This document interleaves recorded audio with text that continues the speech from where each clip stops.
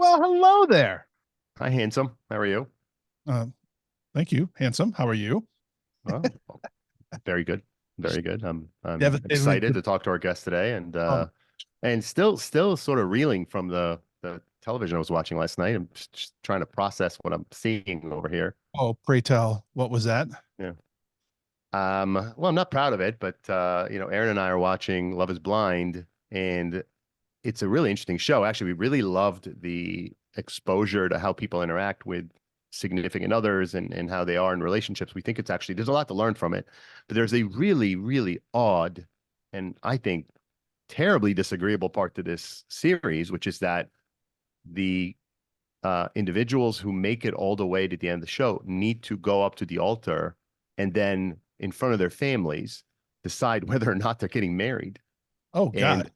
I have watched two horrific instances of people who believed and expected the other party to say, I do, say, I don't. It was unbelievable. I cannot imagine. Can you imagine, Shellye, like being, I mean, you're up at the altar, your family's there, you're dressed to be married, and someone says no? No, I personally just think that's abuse.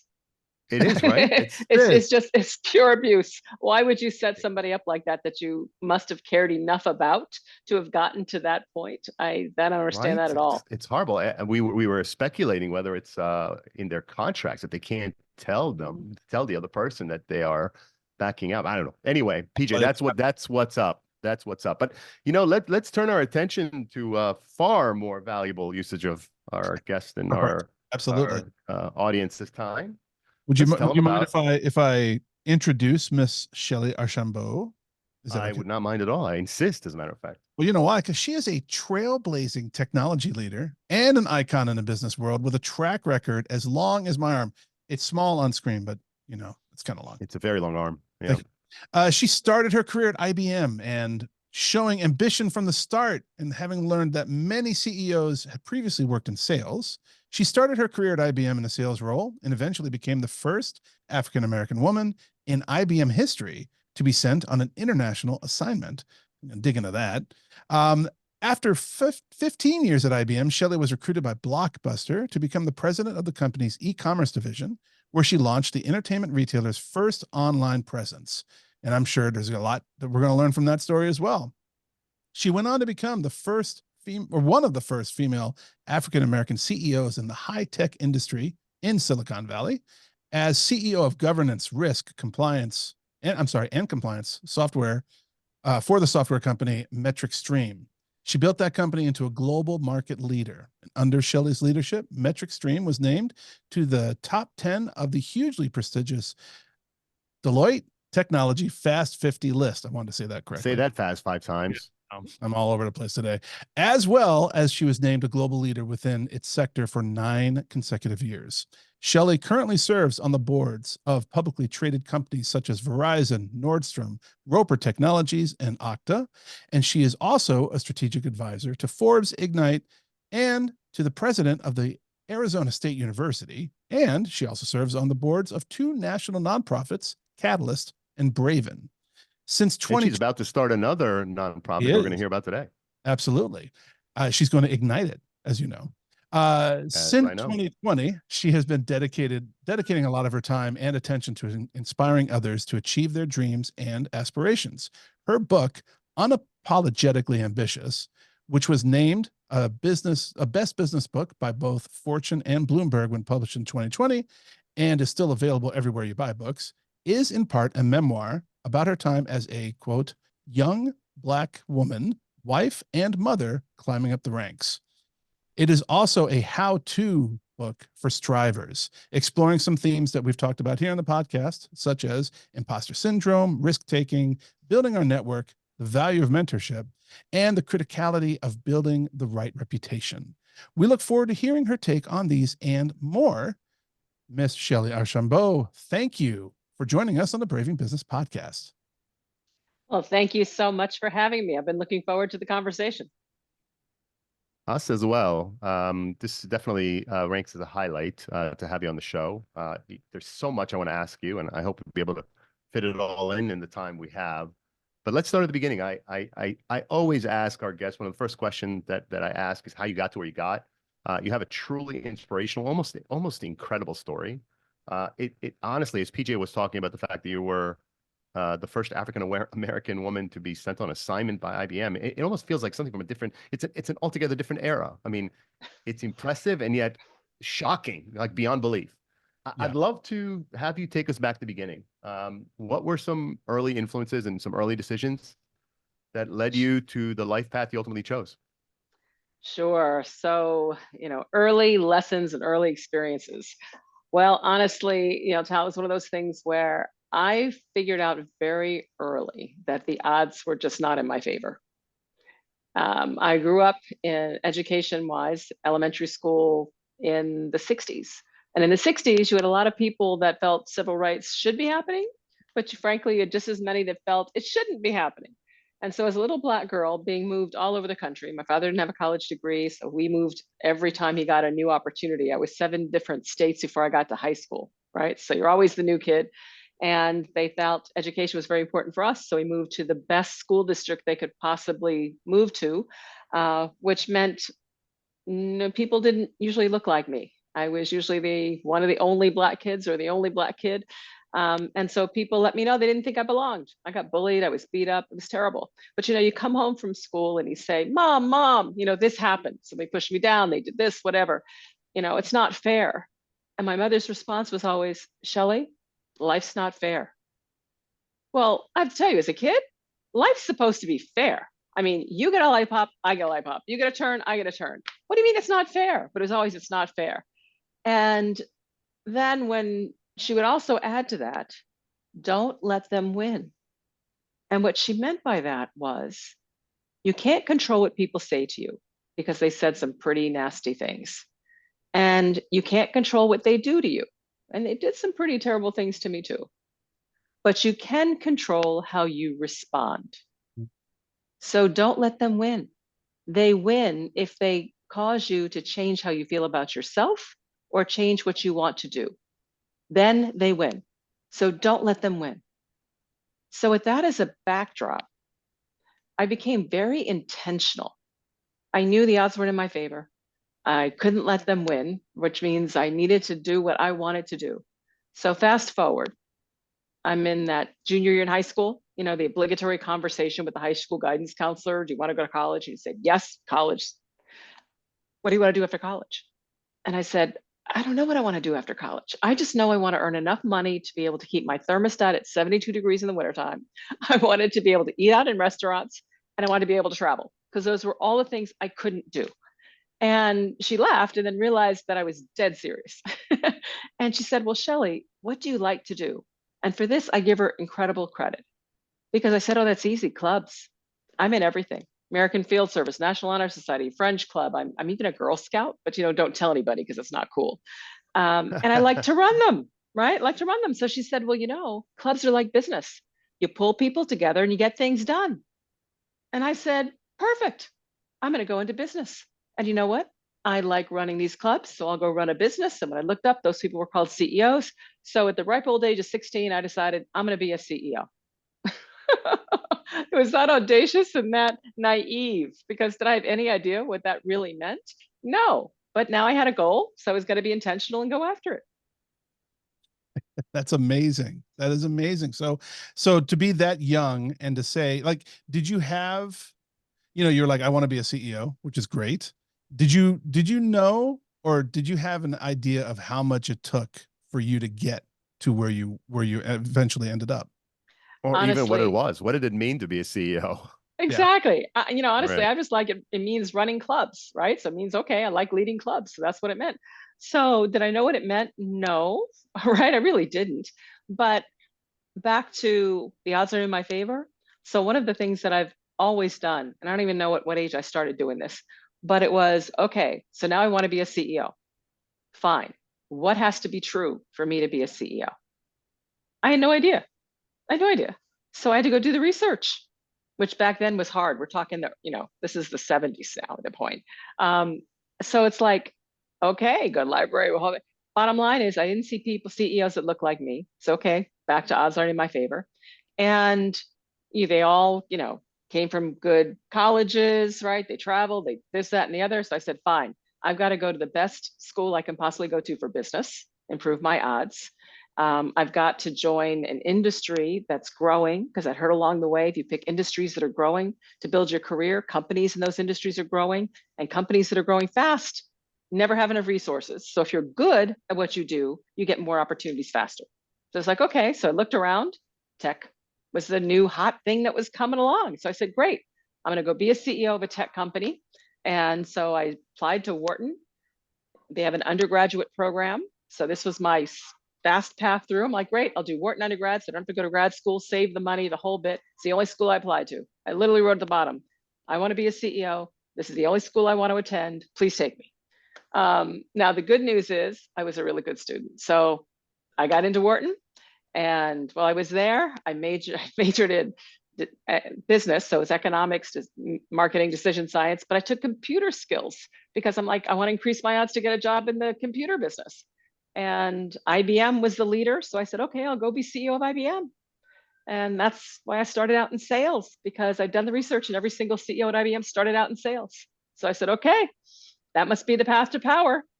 I mean, did I love sales? No, I didn't even know what that really meant. Just, okay, fine.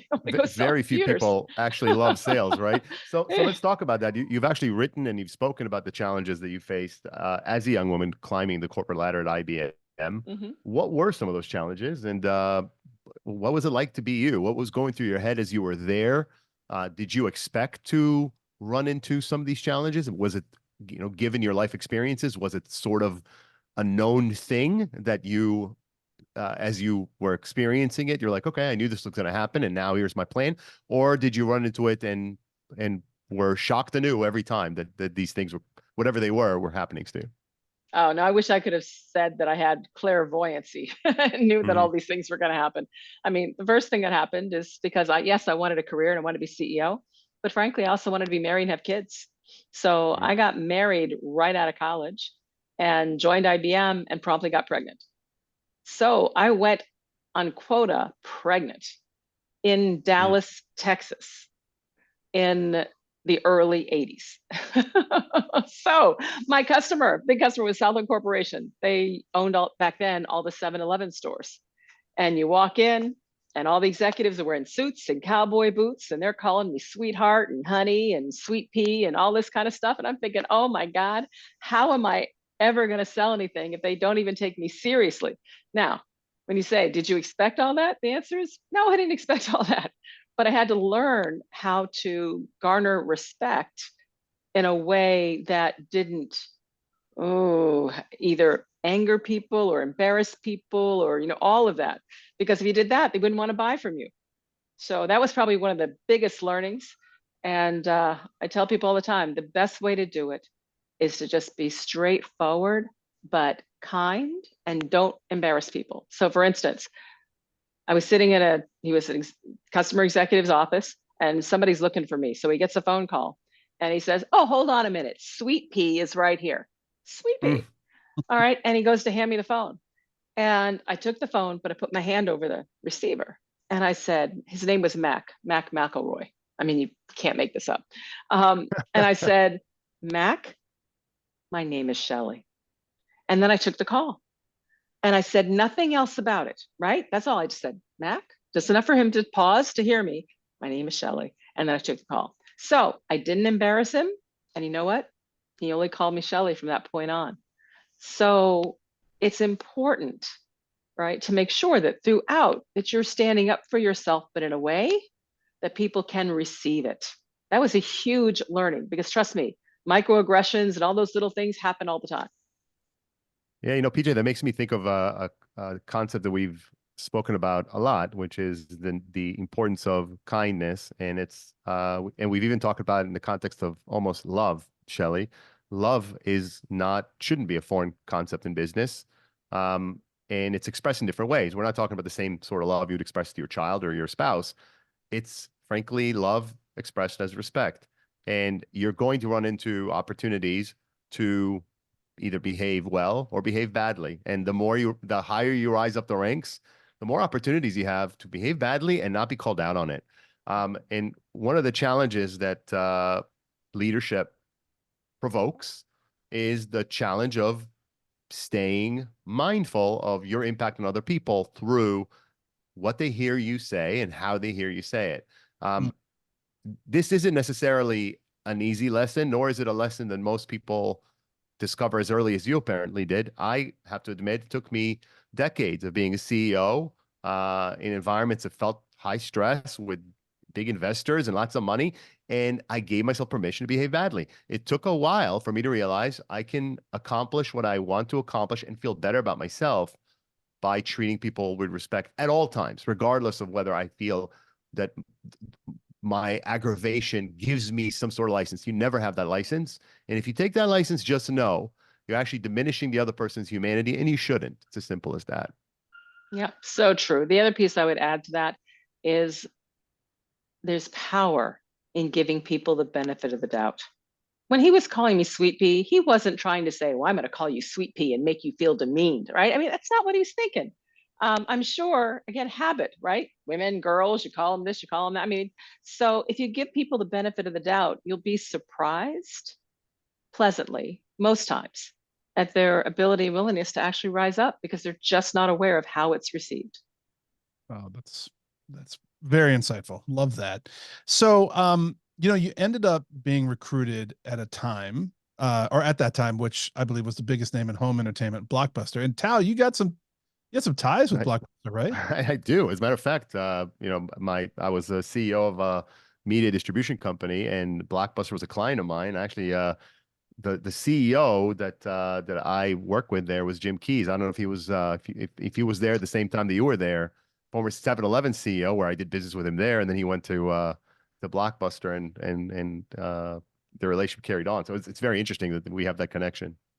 Sure is. Yeah, that John Aniaka was the CEO at the time Got it. when Okay. I was there. Indeed.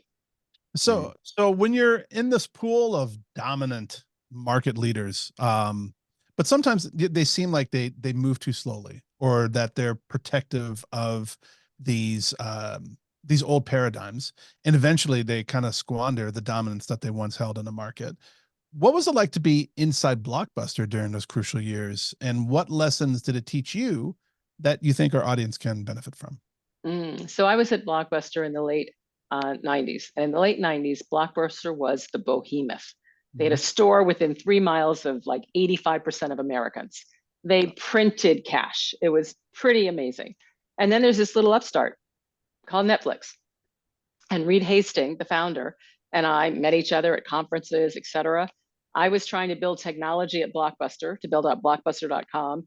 He had technology and was trying to create relationships with the media companies like you ran, right, et cetera, to be able to get content, to be able to drive his business. So we talked a few times. He came out to Blockbuster and pitched, let's take blockbuster.com, the brand, Netflix, the technology, put them together and go conquer the world, right? I'm summarizing very simply, but that was the idea. And my boss looked at that and said, why would I do that? If it turns into anything, we'll just buy it then, right?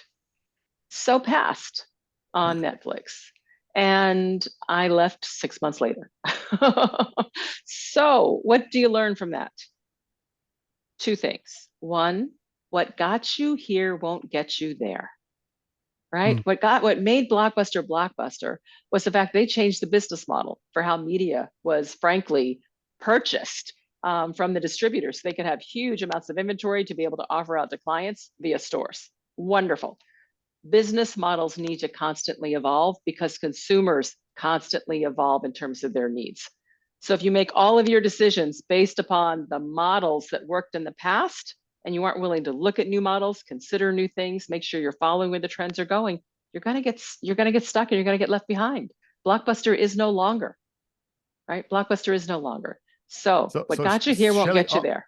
let's dig deeper into that, because while I absolutely agree with you, there's no question about it. That is a true statement. What got you here won't get you there. The reality is inside the boardroom and in the CEO suite and in the halls of companies that are in dominant market position, there is a bit of what I would call the Titanic before it sank mindset. It'll never happen to us. Right. Okay. We're going to get in front of it. We're going to buy it. Let's talk. I mean, while the concept is true, how do you translate that? I mean, the reality of humans, particularly humans who have found themselves at the top of the food chain in their positions and in a company that's in a dominant market position, is to feel invincible. How do you factor that into that equation where ultimately you're right, you do have to innovate, you have to be willing to shift? And many companies, Blockbuster's just one. How about Kodak, right? They actually had Exactly. digital cameras before anyone else did, but they refused to put it out because the film business was their most profitable business. How do you actually make that happen in an organization? Yeah. So it takes a couple things. So one, I think it's important to look at 5 to 10% of, resource time is actually spent on future, not the economics of what delivers the current plan, but what's going to deliver future, right? Revenue. So when you do that and you actually carve out a focus, you get attention, right? And you get learnings. Very few companies actually do that all the time. Some do, which is great. So that's one. Actually carve out resources, focus is, if you will, the overall future.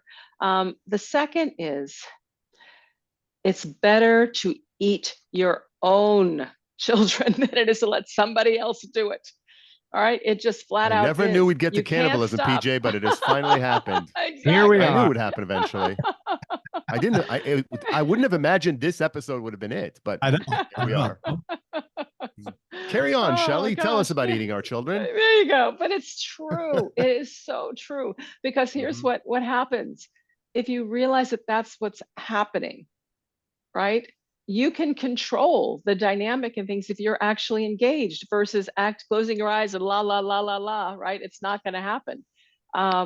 So that's the other thing just to realize. But the key is, here's the real key. The real key is making sure that as a business, you fall in love not with your products, not with your offerings, but you fall in love with your target markets that you're going after. If you fall in love with that market, you're going to want to do everything possible to take care of that market, to understand all of its needs. Where's it going? To anticipate. Think of your baby, right? When you have a baby, you are unconditionally in love with this baby. And you are trying to think of what does it need, not just now, but what does it need later? What can I do now to help it grow and be amazing and terrific and right? All those things. Well, if you can treat your target market that you're going after that way, then you tend not to fall into the challenge of actually staying in old models and in old paradigms because you were trying to anticipate where's it going, what's it going to need, and then can I provide what's required in the future. With all this talk about babies, now you're making me hungry. Um, I'm never going to live this down. well, but no, it's actually kind of awesome. But I see the theme though of everything that you're saying is kind of following the same advice that you got when you were young, which is you can't always control the consequences or the situations, but you control how you react to them. And I think that having that step back away from the situation, right? Because you can't see the forest for the trees. So you're kind of like removing yourself a level and then being able to see everything in a broader scope, I think is what really assists you in getting to the goals that you want to get to. Is that a fair statement? That is definitely a fair statement. And the other thing that I would add to that, because it's hard when you're running a company, it's all consuming. And you know everything, right, about this company. But what's really important is to make sure that you also are spending time outside of your company, that you are establishing relationships with people who can truly be good advisors or provide good perspectives on what's happening from an industry perspective or a technology perspective or whatever is related, right, to the space that you were in to get that outside view. That was something I frankly learned later in my career versus earlier. Fortunately, before I became CEO. But before that, I always thought the people I should talk to are the people in my company. I worked for big companies. They were great people within the companies, and that was my network. It wasn't until after I left IBM that I realized the value of truly building an external network of people who could be the advisors, the challengers, right? The people that you could go to bounce ideas off, et cetera, so that you could get a broader view on where your market is going, on what's happening with the industry, on what's going on with the economy and global politics, whatever it might be. And I mean, oh, sorry, PJ, go ahead. Thank you. I'm going to add one super quick thing. just because I was talking to a CEO this morning, kind of consulting him on this very topic. And that was that he was so immersed in his company that not only your external network that you're talking about is super important, right? Your peers and people who can challenge you and poke holes and whatever fanciful ideas you may have for the future, but also your family and making sure that that network, that familial network, is also always attended to, because it's easy to get lost. Just like you're saying, it's very easy to get lost in your business. And if you don't attend to your family and you don't attend to, he has small kids. If you don't attend to those small kids, eventually they're not going to be small anymore and you're going to be missing out. So you have to balance that as best as you can. It's a hard thing to do, but you still have to do it, because at the end of the day, those relationships are super important as well. Absolutely. But I have to tell you, PJ, I don't like the term balance, work-life balance. Mm. And let me explain why. Please. What's balance? A balance is like a fixed structure, right? It's got a bar, thing across the top, two weights on each side that are even at all times. It's static. Whose life is static? Not mine, not yours. Nobody I know has a static life. So we're trying to hold something in balance while life is doing this. I think that's kind of crazy. We have enough things to feel guilty about. It's not about being even. It's all about getting done what needs to get done personally and professionally. So I believe in integration. You put those two things together and now you prioritize ruthlessly. And that's the key, ruthlessly, so that you get done what's really important across your life, work, personal, across the life. And what that means is going to be some things probably not going to be able to get done. So either figure out somebody else to do them or decide that you can live without them getting done. But if you balance back and forth, chances are you may not actually get priorities done. So integrate. Sometimes that means you spend more time on the personal. Sometimes it's more time on the professional, right? I mean, it's going to ebb and flow, but that's okay. Integrate. I love this. It's very interesting. I actually really hear you there. We've actually talked about the fact that it's really not a work-life balance. It's really a life-work balance, and that doesn't mean you prioritize life over work. It means you prioritize mindfulness over anything, being aware of whatever it is that you're trying to accomplish. And I think that ties into what you're saying. Ultimately, yes, it's not about just putting in the exact same number of hours or the exact same amount of effort. It's about being mindful no matter what it is that you choose. And I think for a lot of people, particularly entrepreneurs, particularly early on in their careers, that mindfulness is missing. They're sort of single-mindedly about pursuing something. Oftentimes it's necessary. I mean, I hate to say it. If I had not approached my career the way that I did my early years, I don't know that I would have achieved what I achieved. My kids are now adults.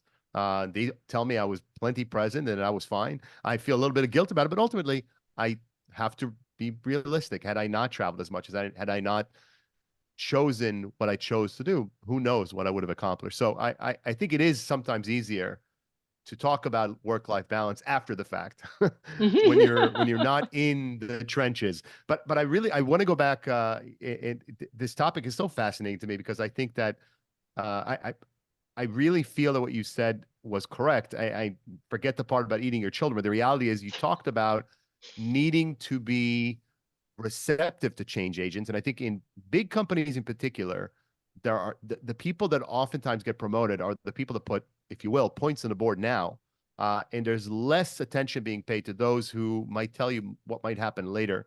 And one question that as a CEO, I would encourage any CEO that's listening or anyone that aspires to be CEO is ask your direct reports, what is going to change? Don't tell me where we are. As we're talking about the future, tell me what you anticipate changing and how are we going to react to that? And incorporate that into their everyday lives. You might find that that saves your business one day if you do it that way. And I do think a CEO does need to, as much as possible, show that in their own actions. And that does oftentimes include going outside the company. So I think you and I are 100% aligned. But let's talk about, you went on to become a CEO in Silicon Valley. And like you said, fortunately for you, you had some of these lessons by then. Obviously, PJ cited the incredible accomplishments that you had at that company and that the company had, but I really want to go behind the scenes and I want to hear the story of your experience, right? You went to this company, you grew it into a global leader. It wasn't when you came there. You ended up with, I think, 1,200 employees. That's not where you started. There were moments of struggle. There were important decisions need to be made that were not obvious. what was going through your mind? And I want to tie that to a concept you talked about in your book, which is imposter syndrome. How much did you feel you were actually qualified to make the big decisions that frankly ended up dramatically changing the future of that company? Well, first of all, imposter syndrome is something I've faced kind of throughout my career, and definitely as CEO, it didn't go away. When you have to understand that when I took over as CEO of this company was very broken. They were literally on their way out of business. They were bringing me in as kind of the last Hail Mary. Like, this didn't work. This company wasn't going to make it. They were burning money like crazy. Hadn't sold anything new, right, in a while. The market they thought they had was disappearing. It was all of that. So when I first got there, it's like, yes, I'm finally CEO. And I'm like, oh my God, I'm the CEO. Right? So it's Finally definitely CEO. that. Right. Of a Exactly. dumpster fire.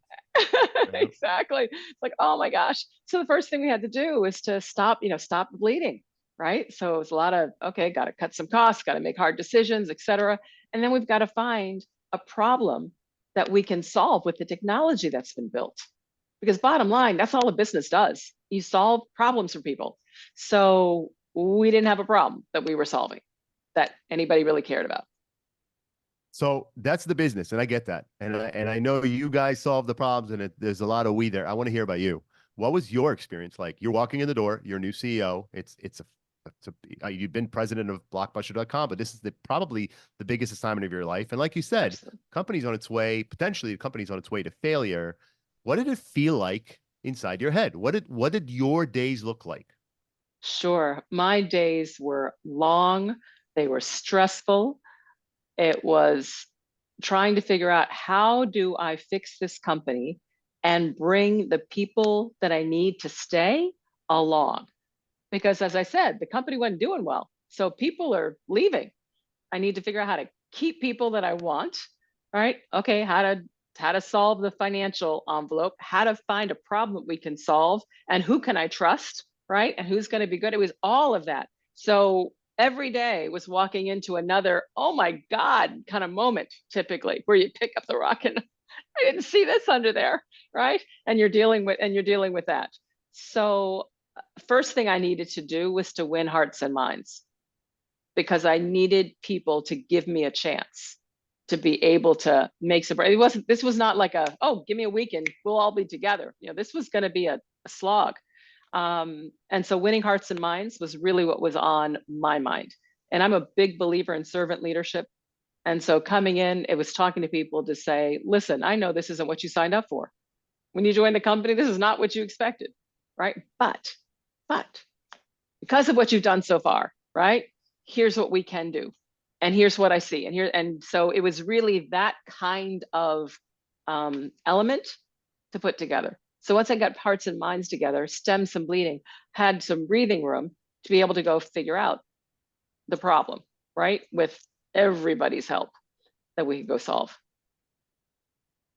It's amazing. That's awesome. That's awesome. So when you are, so you've written about the not the work-life balance so much, but as you're mentioning before, the integration, right? And the integrating of work and marriage and parenthood, that which you have done successfully throughout your career. There's no doubt that challenges are substantially greater for women even today. They should be far less, but they are there. Focusing on our listeners who are women and possibly as ambitious as you are, and if they're either in the early stages of their career or at the point where the balancing act seems more like a Cirque du Soleil routine than a regular work day, what practical advice can you offer them where they can begin to apply that advice right after listening to this? So first is take help. Take help. We feel we have to do so much of this in terms of all by ourselves. And the answer is you don't. And when I say take help, I mean kids, the whole bit. A 3-year-old knows their colors. A 3-year-old can actually separate laundry. You'd be amazed. So everybody pitches in. This is not all on you. So that's number one. Use the financial flexibility or create some financial flexibility. My biggest advice to some people is, listen, even if it's just 2 evenings a week. The witching hours are for any family with children are typically from the time you get home until the kids go to bed, right? And if they're little, so let's call that, 6 o'clock to 8 or 8:30, witching hour. Everything's got to get done, fed, bathed, cleaned, homework, right? It's witching hour. Fine, hire a high school student. Hire a high school student to come in 6 to 8:30. What do? Whatever you don't want to do. That's what they do. If you just want to sit on the floor and play blocks, then let them heat up some food, right? In terms of put the lunch boxes together, right? So get help. Realize that your sanity is important for your family and for your career. So I see it as investing in yourself by taking help.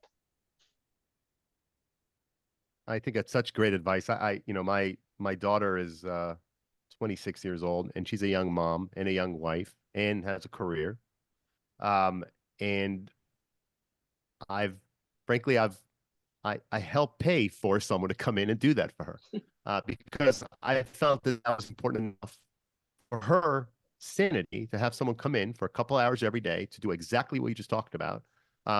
And it makes a huge difference in her life. I mean, she and I talk about the fact that but for that, sometimes she'd literally lose her mind. And I think it's such good advice. And the challenge is, I think for some people, and I'm obviously not a woman, but I have lived with them for many years, is women oftentimes, maybe because it's societal, maybe because it's inherent, feel like they need to do it all. And if they don't, they're somehow failing. And I think that part of the equation is to come up with a different way to think about what makes you a superhero.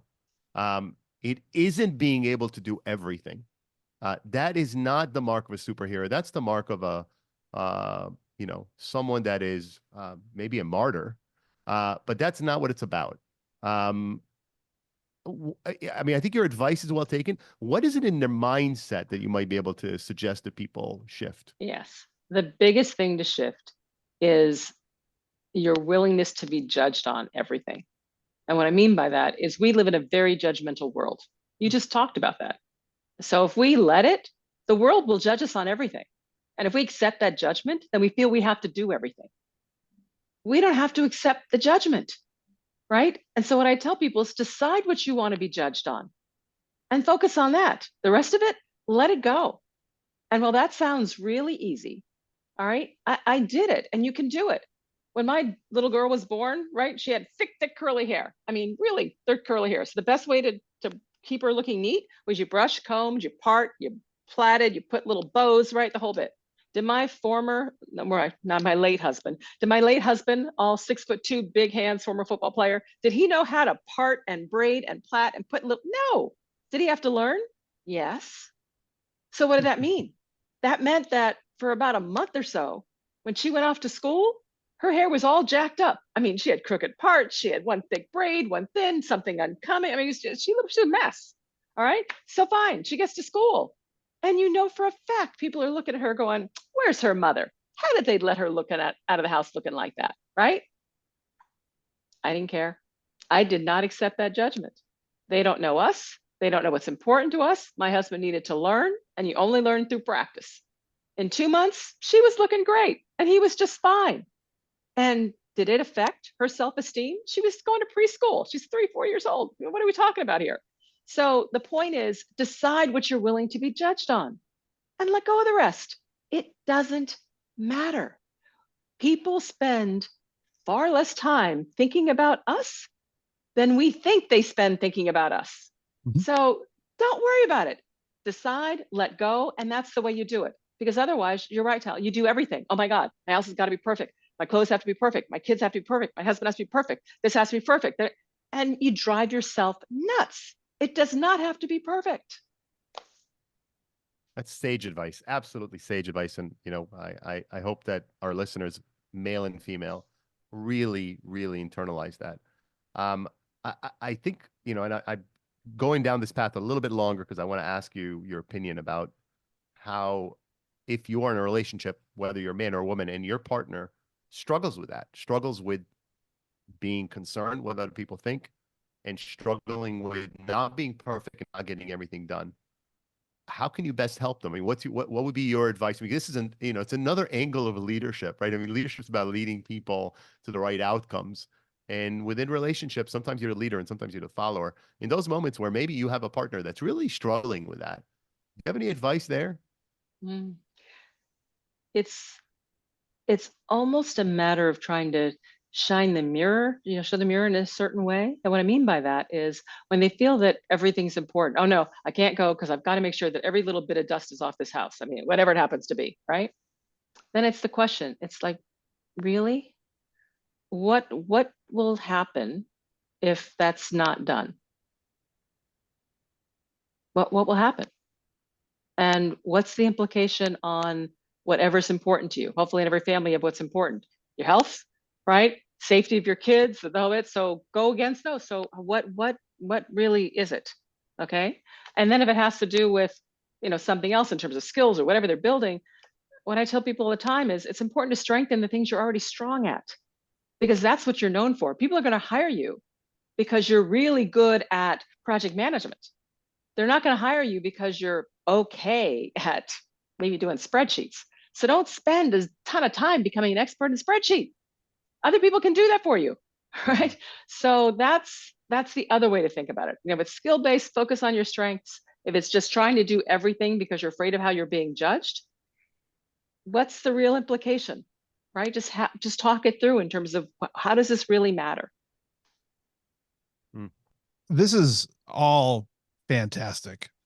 It really is. It's such a I feel actually really honored to be able to just sit here and listen to all this advice, because it really is not only sage, as Tal mentioned, but it's just so true, and especially when you're going through something, whether it be something that's beyond your control, right? A family health crisis or something like that. At the end of the day, no one cares, right? You just have to do what you have to do. And just to your point, if your child goes to school with lopsided hairdo or whatever, who cares? Because they don't matter anyway. What matters is the kid comes home safe, and that the family is happy, and that everyone's well fed, and everyone's trying to better their lives together. That's the most important thing. And so thank you for going down that path. I've really appreciated that. Absolutely.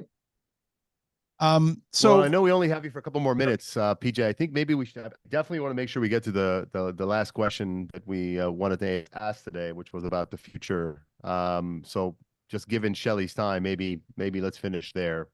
Sure, absolutely. So go ahead. Okay. So Yeah. we, Tal and I discussed, we read about your on Bloomberg about while only 6% of S&P's 500 CEOs are under 50, almost 30% of newly appointed of these CEOs are under 50.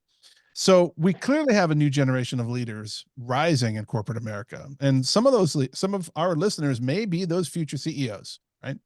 So what would you say are the most important qualities or skills that aspiring leaders should develop so that they are ready if and when that opportunity arises?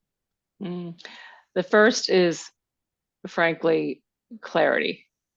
The ability to communicate clearly so that people truly understand what you are trying to communicate. I can't tell you how many companies things just spin and cycle because there isn't clarity on what the strategy is or what they're supposed to do or where the priorities are. And so therefore people make it up. So clarity is super important. Two, caring. And I know this is going to sound probably a little odd, but I believe at the end of the day, every individual wants to know that you care about them because they want to be cared about. I mean, your spouse or your partner can say, "Oh, I love you," but if they're not doing anything that actually shows it, Lip you don't service. feel cared. No, you don't feel cared for.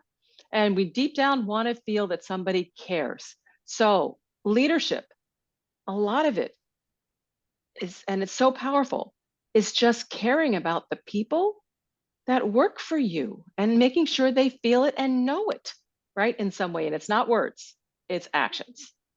So clarity, caring, and the other is being authentic so that they can trust you.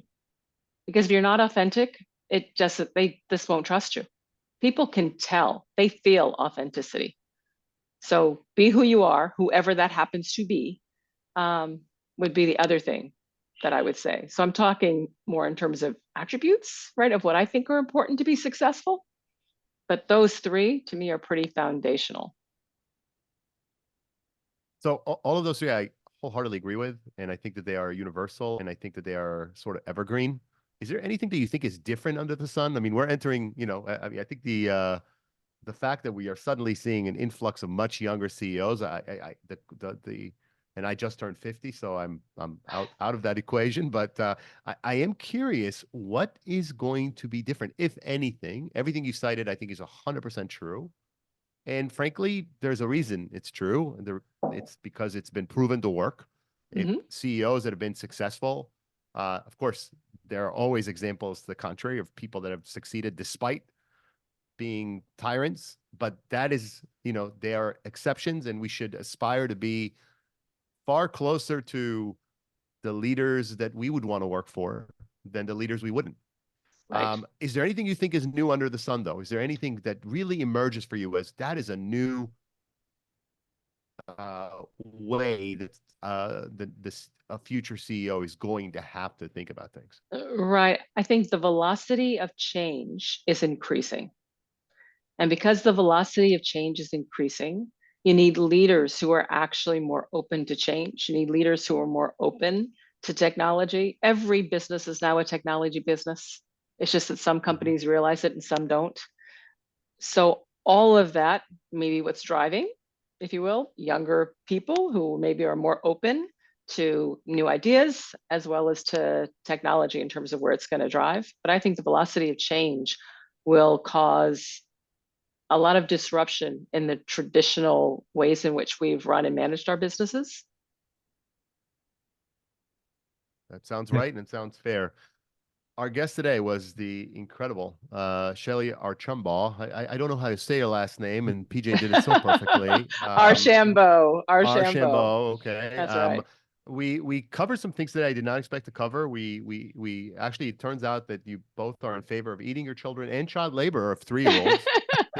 things that, I've seen you on CNN and CNBC. I've never heard you say those things, and I think it would be slightly controversial. But other than that, everything you said today was, absolutely, I think, wisdom of the highest order. And I hope that people who listen to you or watched this episode recognize just how much value there is in absorbing what Shellye shared today. There is, in fact, maybe not a connect the dots approach to succeeding as a CEO or in life, but there are things you can do that are going to exponentially increase your odds of doing it and being happy in the process. And I think we heard Shellye articulate that today. And Shellye, thank you so much. Yeah, go ahead, PJ. Super quick. First of all, Shellye, please come back. Please, please, please come back. We want you to come back, not only because you are a delight and you just dropped a whole bunch of knowledge bombs on us, but also the fact that we know that you are launching something that you're very excited about. Can you give us a real quick window into this passion project, or I don't know if it's a passion project, but this thing that you are super excited about launching? Can you please share? Absolutely. And thanks so much for asking. And I'd be happy to come back. So I'm launching Ignite Ambition, which is a nonprofit, and it's focused on providing wisdom, inspiration, knowledge, tangible, tactical tools that you can use to try to improve your overall ability to achieve your aspirations. And we're targeting people who are in their early to mid stage of career, because so many companies don't have the resources anymore to actually invest, and I'll call it the professional development. And too many people hit a road bump or a career hurdle they don't know how to deal with, and it just derails them. And I find that to be just awful. So there aren't enough mentors in this world for everybody to have one-on-one mentors. So I'm trying to provide mentoring advice at scale, and that's through Ignite Ambition. So thank you very much for letting me talk about that a little bit. And just follow me, LinkedIn, Instagram, all those things. You can find out more information. Is there a website that they can go to? Shellye.com. Shellye. Wow. There you go. But it's spelled Y-E, right? Because your Y-E, name is, that's right. yeah, so it's Shellye, S-H-E-L. SHELLYE.com. And we're going to have that in the show notes. So for anybody Thank you. who's interested in reaching out to Shellye, you could do that way. PJ, thank you for remembering that. I'm really grateful that you did, because that was a very, very important thing that I wanted to make sure that we did cover. Thank you for giving Shellye the opportunity to do that. Of course. Shellye, thank you again. It was a great pleasure. And indeed, we hope to have you as a guest again in the not too distant future. Absolutely. Wonderful. Thank you very much. Thank you.